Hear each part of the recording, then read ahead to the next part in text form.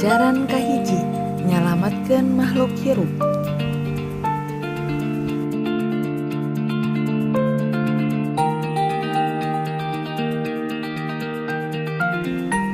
Anu dibahas ayeuna nyaeta ngeunaan carpon, carita pondok. Tapi sateat can dimulai, barudak baca heula carpon di halaman 2 anu judulna Kaeurat Kenur.